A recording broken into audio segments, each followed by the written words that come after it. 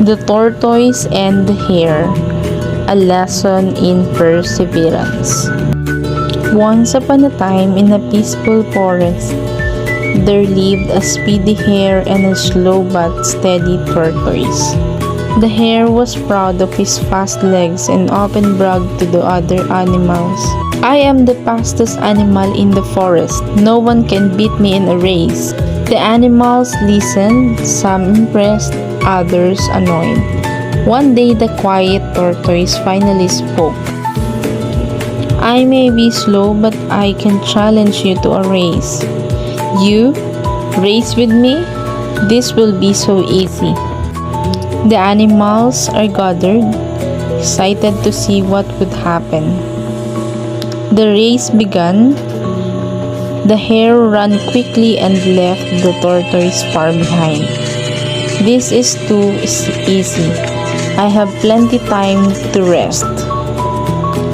The hare found a shady tree and decided to take a nap.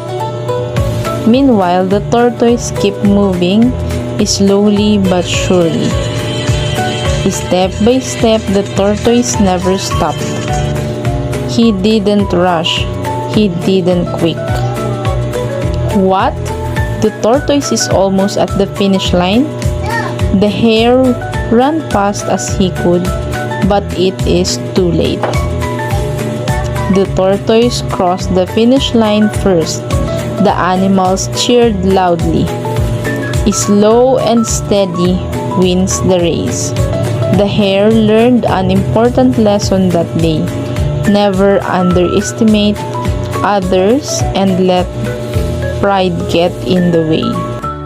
The story teaches us that success does not always come from the speed or talent.